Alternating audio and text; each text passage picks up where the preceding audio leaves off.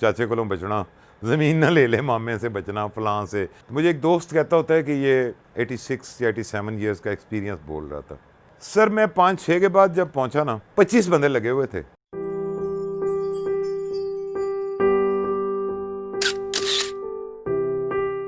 मेरे वालिद की जब डेथ हुई ना पिम्स में,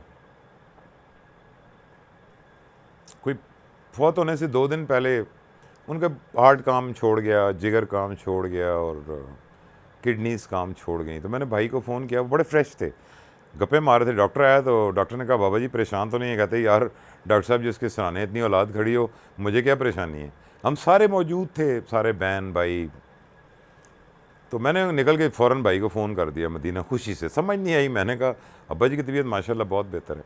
वो कहते यार बड़ा बेवकूफ़ आदमी तू, एक बंदे का जिगर काम नहीं कर रहा, दिल काम नहीं कर रहा, बेहतर कैसे हो गया? मैं शर्मिंदा सा हो गया। मैंने कहा जी बातें बड़ी मज़े की कर रहे हैं, बड़े हंस हंस के। तो वालिद साहब ने हमें बुला लिया, सारे हम खड़े थे। कहते हैं पुत्र ये जो उस वक्त थोड़ी ज़मीन शायद निस्बतन ज़्यादा थी जब वो मौजूद थे, बाद में भी बिकती रहीं, कुछ एरोनॉटिकल कम्प्लेक्स में हमारी बहुत ज़्यादा चली गई। कहते हैं पुत्र मेरा बाप इसी तरह छोड़ गया था सारा कुछ, मैं अपने बाप की तरह ही छोड़ के जा रहा हूँ, आप लोग भी ऐसे ही छोड़ दोगे। तो ये ना ज़मीन बनना, दीवार, अल्लाह का वास्ता है इस पे चख चख ना करना आपस में।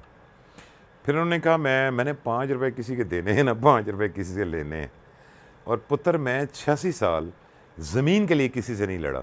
उनका एक ये भी था कि वो बहुत सारे कज़न्स की ज़मीनें भी संभालते थे। उन्होंने कहा मैं ज़मीन के लिए ना, मेरा किसी ज़मींदार से, किसी मुजारे से, किसी नौकर से, किसी पार्टनर से मेरी कभी लड़ाई नहीं हुई।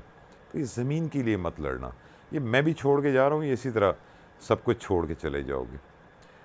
मुझे एक दोस्त कहता होता है कि ये 86 साल का 86 या 87 ईयर्स का एक्सपीरियंस बोल रहा था, वरना वो कहते चाचे को बचना, ज़मीन ना ले ले मामे से बचना, फलां से, फलां ज़मीन का ख्याल रखना। वो कहते पुत्र मैं भी छोड़ के जा रहा हूँ, आप भी छोड़ जाओगे। तो हमने छोड़ के ही जाना होता है बस। थोड़ी अच्छा मैं कभी इतना मायूस नहीं हुआ ना, मैं नेगेटिव सोचता हूँ। यकीन करें हर बंदा में बड़ा टैलेंट है, हर बंदा कुछ ना कुछ कर रहा है और करना चाहता है। बस सिर्फ ये है कि उसको मोटिवेट। अब आप जिसको कहेंगे कि आओ 2 सूटें लगाते हैं तो पाउडर में बड़ा मज़ा है और चर्च में बड़ा नशा है, तो ज़ाहिर है वो उधर चल पड़ेगा। हम दूसरों को ये कहते हैं आओ तुम्हें इस्लामाबाद नए सेक्टर में प्लाट दिखाते हैं, यार तुम तो पैसा ज़ाया कर रहे हो, उसकी वही लाइन बन जाएगी। वो बननी चाहिए, ठीक है, ज़िंदगी में अगर कुछ बनाना है तो कोई हरज नहीं। लेकिन जब आप, जो मैंने देखा है, मैंने किसी को कहता हूँ कि यार अपने महल्ले की गली हम ना खुद साफ़ कर दिया करें, वो कहते हैं हाँ जी बात तो बड़ी अच्छी कही है आपने, कर देते हैं, आप छोड़े मैं कर दूँगा।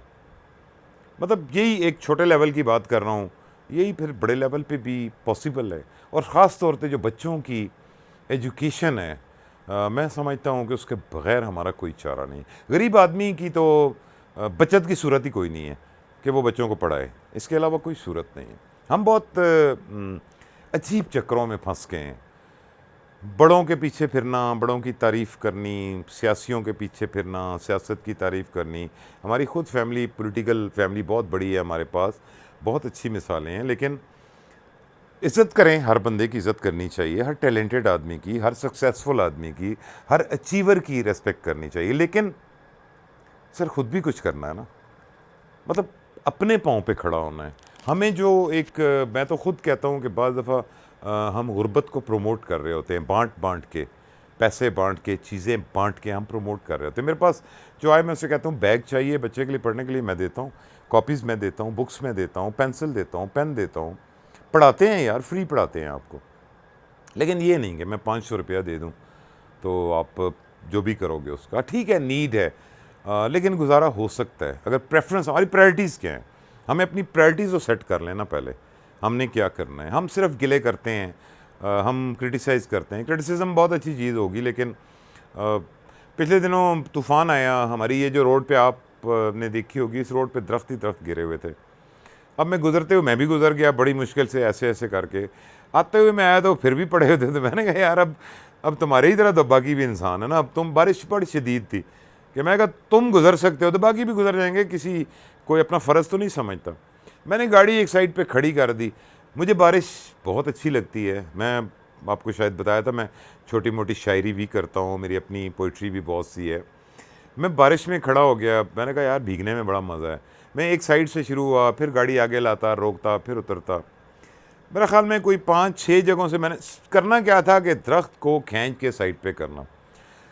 सर मैं 5-6 के बाद जब पहुंचा ना, को 25 बंदे लगे हुए थे। मोटरसाइकिल वाले रुक के, कारों वाले रुक के। मोटिवेशन, अच्छी चीज़ की मोटिवेशन करें ना तो लोग इम्प्रेस होते हैं, लोग कोशिश करते हैं।